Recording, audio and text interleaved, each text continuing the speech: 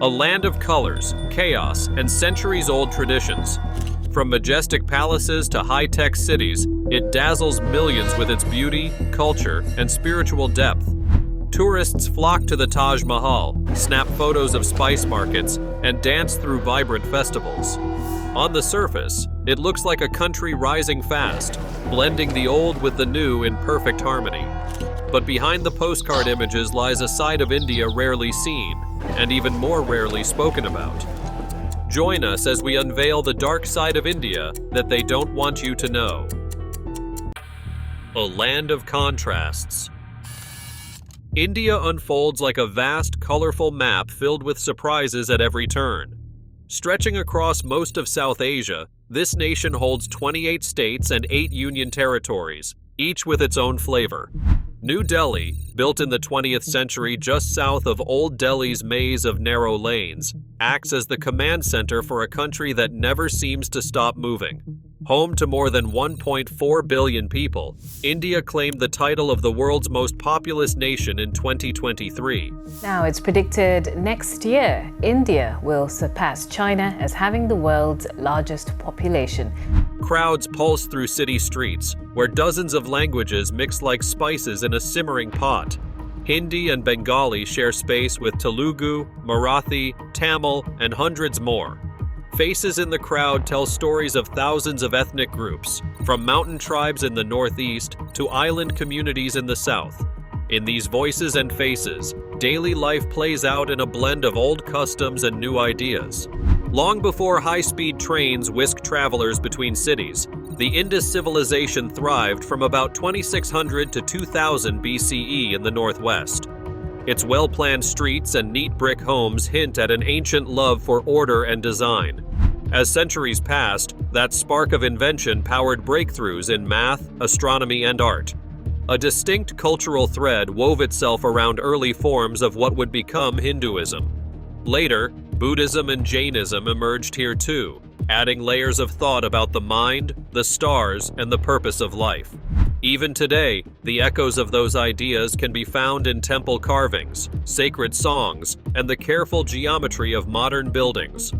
Walk through any market and the past and present collide. Temples carved from solid stone sit beside sleek glass towers reaching for the sky. Vendors dish out spicy snacks from carts painted in bright hues, while upscale malls next door showcase the latest gadgets. Bustling bazaars overflow with colorful fabrics, and just a block away, steel and concrete skyscrapers glow with neon signs. Monsoon season turns unpaved lanes to rivers of red mud, but modern highways cut across the countryside, promising smoother rides and reminding villagers of how far and fast change can come. But beneath every crowded street and gleaming skyline, countless untold stories lie waiting. India's toilet tragedy. Imagine stepping outside your home at dawn, not for a morning stroll, but because there's nowhere else to go. In many parts of India, this is the daily reality. With no proper toilets around, people head to open fields, roadsides, or riverbanks, turning basic relief into a public affair. It isn't just embarrassing, it's dangerous.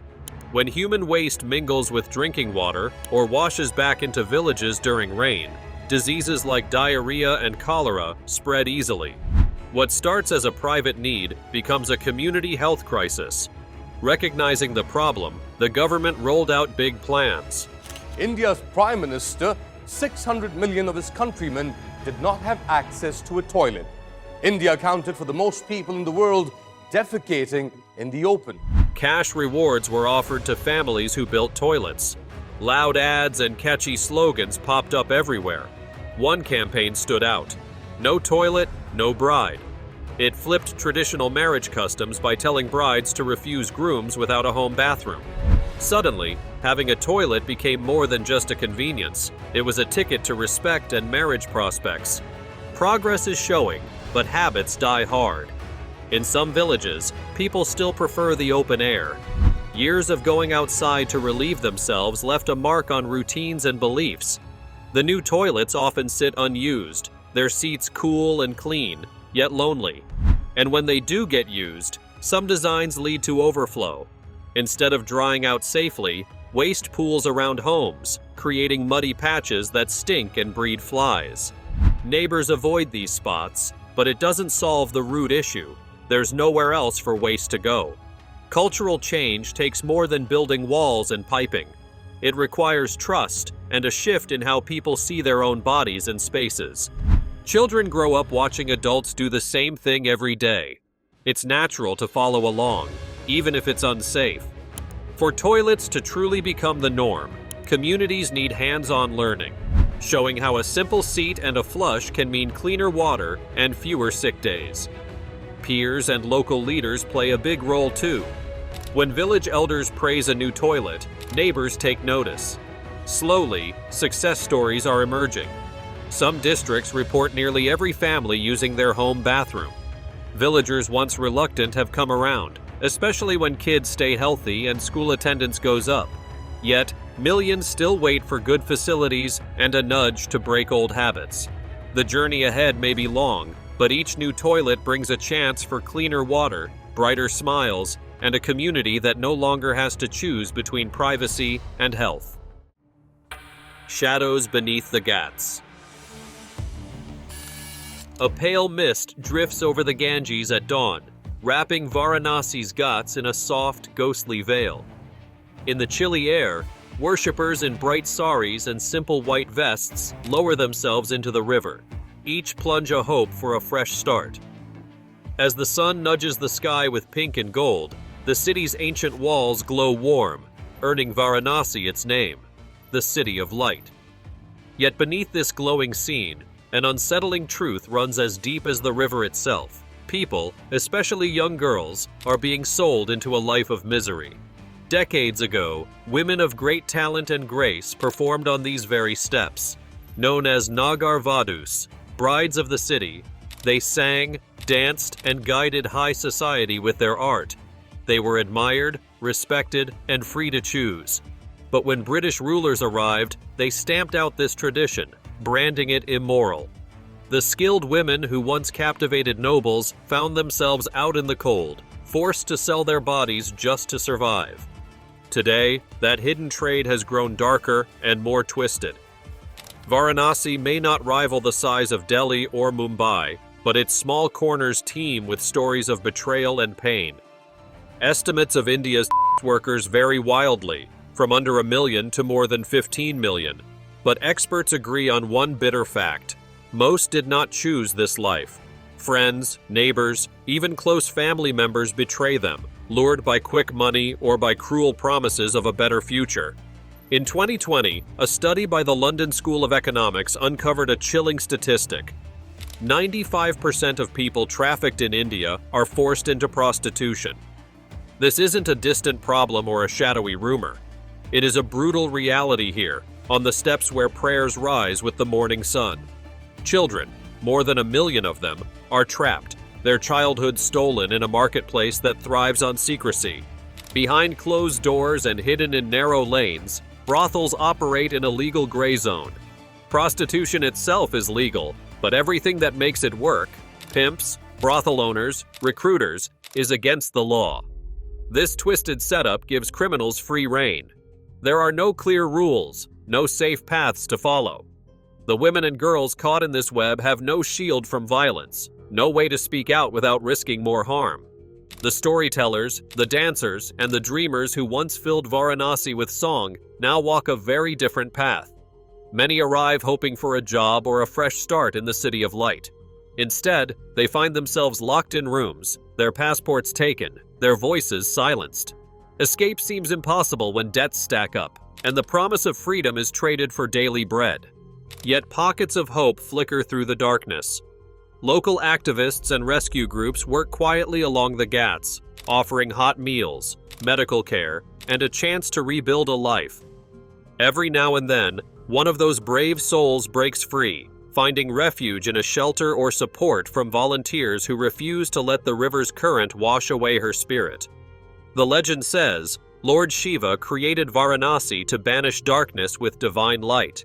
Today, that light still shines, through the faith of millions and the timeless beauty of the Ghats. but it must be matched by a stronger resolve to confront the city's hidden horrors. When the pilgrims rise once more at dawn, their voices echo in the cool air, a prayer, a pledge, a plea. If Varanasi is to stay true to its promise as the city of light, those prayers must reach beyond the surface of the river. They must tumble through every shadowed lane, into every heart that can make a difference. Only then can this ancient city truly wash away its darkest sins and offer hope to those still trapped beneath the Ghats. The jobless boom. India's economy blazes ahead with eye-popping growth rates, yet behind the headlines lies a hidden struggle. While GDP soars and foreign investors rush in, millions of young graduates wake up each morning without a steady paycheck. In cities and small towns alike, families watch as their sons and daughters spend years cramming for exams that promise security but deliver few opportunities. How can a country be celebrated as the world's fastest-growing major economy and still leave its own people feeling invisible and adrift? The story begins with a flood of degrees. After 1991's sweeping reforms, private colleges sprang up from coast to coast, offering engineering and computer science diplomas by the thousands. What once was a ticket to a stable career became as common as a driver's license. Every year, hundreds of thousands of students join the ranks of graduates, only to find that the jobs they hoped for simply aren't there. Companies focus on upgrading technology and squeezing more output from existing teams rather than hiring fresh faces, so tens of thousands of eager graduates end up chasing a shrinking pool of openings. On paper, unemployment in India hovers around 5 or 6%, numbers that look fine compared to many Western nations. Yet this figure masks a deeper problem. About 90% of workers are trapped in the informal sector. Day laborers, street vendors, rideshare drivers, and home helpers who earn barely enough to survive. No contracts, no benefits, no guarantee that tomorrow's wage will arrive. An informal job might pay a family's rent for a week, but a single illness, a sudden engine repair, or a heavy downpour can wipe out that income and push people into debt. Even those who manage to secure informal work face daily uncertainty. Imagine earning money on a casual basis, with no sick leave and no paid holidays. A broken phone or a week spent traveling home for a family emergency can spell disaster. Without provident funds or pensions, aging workers wonder how they will live when their bodies tire. Every rupee must stretch to cover rent, food, school fees, and the rare medical emergency. In this world, a booming economy feels like a distant mirage, visible on television but impossible to touch. At the same time, the paradox of jobless growth takes hold. Factories and offices hum with new machinery and software, yet fresh hiring barely keeps up with the rising tide of job seekers. Businesses become leaner and more automated, cutting the need for entry-level staff. Productivity climbs as companies squeeze more value from fewer employees. GDP headlines celebrate this efficiency, but everyday life remains a grind for millions of hopeful workers waiting for openings that never come. Compounding the issue is India's ballooning population. Every year, millions of young people enter the labor force, swelling the ranks of those who need work. With not enough new positions to go around, competition grows fiercer. In 2022, the Indian Railways posted 35,000 jobs and were flooded with 12 million applications. In Uttar Pradesh, 62 messenger roles in the police force attracted 100,000 hopefuls, including engineers with PhDs. These scenes underscore a painful truth. Passing exams and earning diplomas no longer guarantee a future. Rising inequality casts a long shadow over the boom. In gleaming business districts, swanky malls and tech parks teem with prosperity, while vast stretches of rural India lack proper roads, reliable electricity, or clean water. A tiny elite enjoys stock market gains, fancy cars, and private healthcare, while the majority scrape by. When only a small slice of society reaps the rewards of growth, social cohesion frays. High inequality chokes broad-based demand, making it harder for small businesses to thrive on local customers. When too many people feel shut out, tensions simmer and progress stalls. India's boom has dazzled the world, but dazzlement alone won't pay rent or fund a child's education.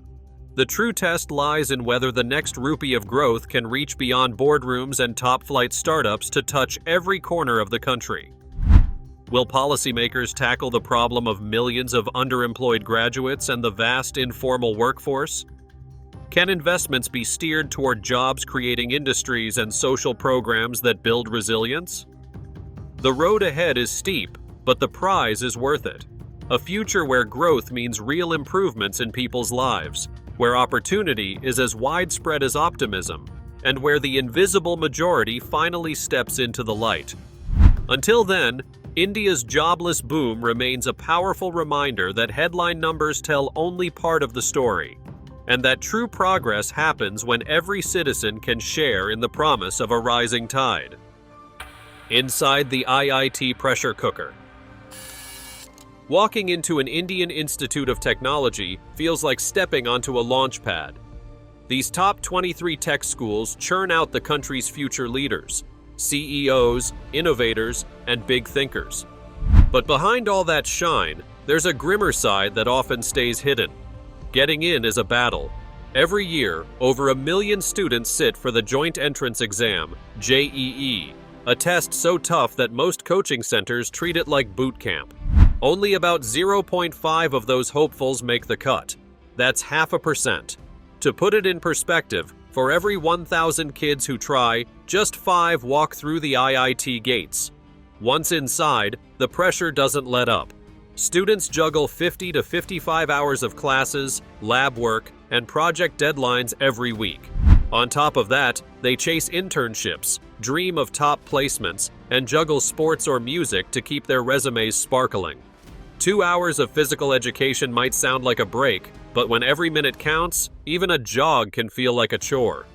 Excellence used to mean top grades. Now it means so much more. Editing the college newspaper, raising funds for charity, leading a club. If it's not on the CV, it might as well not exist. With everyone at the top of their high school game, the race to stand out is merciless. Friendships can feel like rivalries. Study groups turn into silent standoffs. That's how it becomes a pressure cooker. The atmosphere on some campuses can feel overwhelmingly male. Female students often report overt harassment and bullying. When it's already hard just to keep up with studies, adding discrimination and fear to the mix can break anyone's spirit. It shouldn't surprise anyone, then, that many students step away, either by choice or because they can't cope. Since 2018, government data show 33 IIT students have taken their own lives. In the first 4 months of 2023 alone, there were 6 suicides. Even IIT Madras, long seen as the crown jewel of the system, recorded its 4th student suicide in just 3 months. Still, the IIT name remains golden. Companies across the globe see an IIT degree as a sign of elite talent. That's why these schools are packing their bags for Europe, the Middle East, and Southeast Asia. The IIT brand is going global, and the world is watching. But beneath the prestige lies a question: who really gets in? The upfront cost of test prep and the social connections needed to navigate this world have kept many poorer students out. Those from less privileged backgrounds who do get through face extra struggles, pressure to represent their communities, plus old biases that still whisper in the halls. Sociologist Devika Narayan points out a harsh truth. India's tech pipeline has long been a dominant caste boys club. With alumni running some of the biggest global companies, what does it mean for the tech world when leadership is born in such a high-stakes, exclusive environment? The IITs shine bright, but their glow casts long shadows. Behind each success story, there's a trail of stress, sacrifice, and sometimes tragedy. The street habit you can't unsee. Ever walked down a busy street and felt a splash of something wet near your feet? If you're traveling in India, that could easily be spit. Spitting on roads and sidewalks is a daily thing in many cities and villages across the country. From men leaning out of car windows to riders pausing on their bikes or rickshaws, the habit is hard to miss. You'll know it's coming when you hear a deep, throat-clearing sound, kind of like a low growl. That noise is the signal. Spit is on its way. If your gag reflex is weak, you might want to brace yourself. It flies, you dodge, and life goes on in a blink. Mostly, you'll see men doing it. They say it helps clear the airways and makes breathing easier, especially after a heavy meal or a long smoke. Others see it as a sign of toughness, a way to show they're not bothered by social rules. In crowded neighborhoods, where personal space is scarce, spitting becomes almost invisible. One more element in the street's constant buzz. Some folks point to age-old beliefs about purging impurities. In certain traditions, the body holds on to what it doesn't need, and spitting frees it. Combine that with years of practice and little enforcement of anti-spitting rules, and you get a habit that sticks around. But it isn't harmless. Pooled spit can carry germs and even dangerous bugs. History shows how this went wrong. In the late 1800s, cities like New York saw tuberculosis cases spike, and authorities banned public spitting to curb the outbreak. Back then, they knew what we know now. Spit can spread disease. When power meets crime. Picture a room packed with polished suits and gleaming smiles, where the future of 1 billion people is decided. Now, scratch the surface and a different story emerges. Nearly 4 out of every 10 ministers in India's current government face criminal charges. Behind the flashy photo ops and speeches about progress, there lurks a darker side, a side where violence, intimidation, and fear are part of the political toolkit. Take the 2 ministers who have cases for attempt to murder hanging over their heads. One moment, they're shaking hands with school children. The next, their names show up in court records for allegedly plotting to take someone's life. In West Bengal alone, 2 leaders, Shantanu Thakur and Sukanta Majumdar, are juggling dozens of criminal cases each. Their mugshots might not line the halls of power, but their legal files fill shelf after shelf in local courts. It's not only about random acts of violence. Crimes against women feature heavily too. 5 ministers are accused of offenses that range from harassment to worse. One of them hails from Kerala, another from Odisha, while the rest come from states where politics often feels like a family business passed down through generations. Yet, in all this drama, it's the chilling undercurrent of hate speech that alarms even the most seasoned observers. 8 ministers are accused of stirring up religious divisions with their words, names that include a prominent home minister and several others known for fiery rallies. Why does this happen? A big part of the answer lies in the raw, hard-nosed fight for votes. In many rural areas, politics is more than just promises on paper. It's a contest of muscle and muscle alone. When guns and threats become tools to sway public opinion, the poorest villagers have little choice but to fall in line. In such a system, anyone aiming for power might see intimidation as a necessary step rather than an aberration. Yet it's not only about local strongmen. This wave of leaders with criminal ties has swept across almost every corner of the country. What's startling is how casually it's accepted. Instead of shock, headlines now read like mundane updates. Minister appears before court, or new FIR filed against minister. In parliamentary debates, talk of grand budgets and war rooms overshadows the daily tally of cases and charges. Behind the scenes, lawyers scramble to get bails and push case dates further away. Campaign managers quietly negotiate out-of-court settlements. And through it all, the public watches with a mix of horror and resignation. After all, elections still roll on, and the same names reappear on the ballots, often sweeping to victory by margins that suggest fear or fascination, or both. This trend raises a troubling question. What message does it send to ordinary citizens? When aspiring politicians see that blood-curdling charges are no barrier to advancement, they might conclude that brutality pays. The rule of law, which should apply equally to every citizen, starts to feel more like a limping idea than a firm bedrock. For a democracy celebrated for its lively elections and spirited debates, this is a bitter pill to swallow. To be sure, not every minister with a court case is necessarily guilty. Legal systems can be weaponized, especially in high-stakes political battles where a well-timed complaint can derail a rival. Yet the sheer volume of serious allegations, attempted murder, crimes against women, hate speech, suggests something deeper than political vendettas. It hints at a culture where the traditional boundaries between crime and politics have blurred, if not vanished altogether. Imagine standing in a dusty lane outside a polling station. A candidate drives up in a convoy of SUVs, flanked by bodyguards carrying more than just the glare of sunglasses. Voters glance nervously at the guards, aware that a wrong move could mean trouble. Meanwhile, rival candidates with cleaner records struggle to match that show of force, and often step aside, convinced they have no chance without muscle behind them.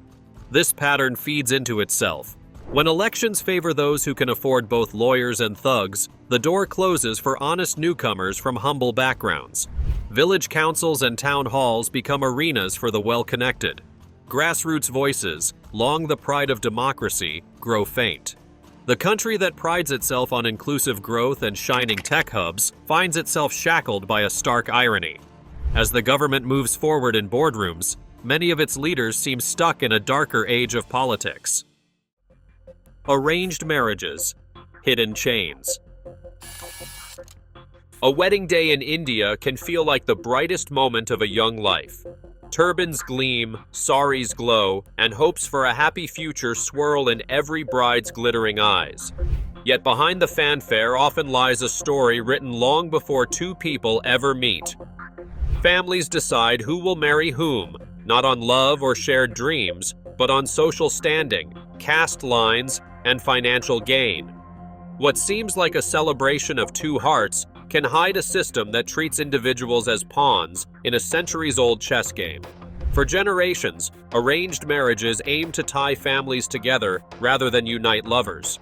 A bride's value hinged on her family's reputation, her dowry, and the bloodlines she carried. Parents leaned on matchmakers, sometimes called nayan, to scout potential spouses who fit a rigid checklist. Religion, caste, education, and property all weighed heavily in those decisions. Individual wishes were often swept aside in favor of preserving tradition and consolidating wealth.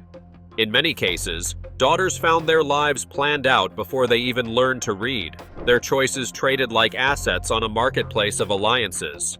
Matchmakers held immense power in this world. They curated lists of eligible bachelors and brides, marking each with ticks and crosses. A single slip, mismatched horoscope, low dowry offer, or a family scandal could send a young woman back to the drawing board. Even as values shifted and some families softened their criteria, the core idea remained. Marriages built on personal freedom were a distant dream. When the wedding date arrived, nerves and doubts were hidden behind polite smiles. Many brides stepped into marriage halls carrying secrets they could never speak aloud. Pressure to offer a hefty dowry brought its own darkness. Families scraped every last rupee together, selling land or borrowing at high interest just to meet demands. When payments fell short, brides could face cruel treatment, even violence, at the hands of in-laws never satisfied with what they'd been promised. The gleaming ceremonies masked a reality of fear and debt, where a young woman's future hung on goods and cash she never earned. Too often, stories of harassment or worse were hushed up to protect the family's name, leaving victims to suffer in silence. Technology arrived promising change, but it carries its own shadows. Matrimonial websites and apps offer a smorgasbord of profiles, each boasting perfect photos, glowing bios, and detailed filters for caste, height, income. Yet the search still centers on social markers, not human connection. Families scroll through screens instead of poring over handwritten ads, but the goal remains the same: find someone who checks every box. Creative newspaper matrimonial ads now look more like art pieces, with playful fonts and vibrant themes, yet they too broadcast the same unspoken message: status over soul.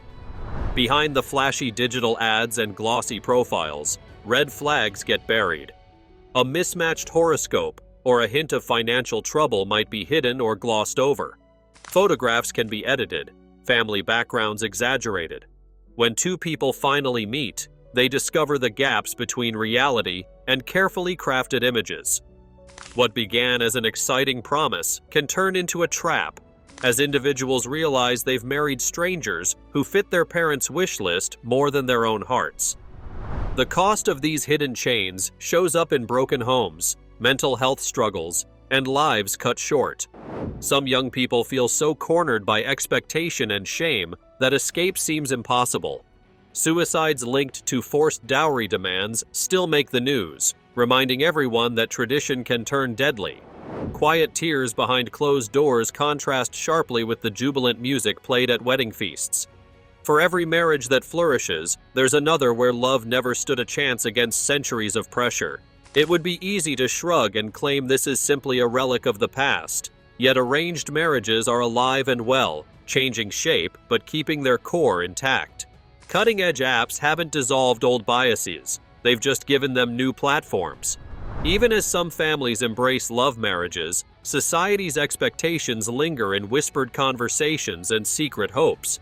Real change demands more than modern matchmaking. It calls for a shift in how people view choice, respect, and equality.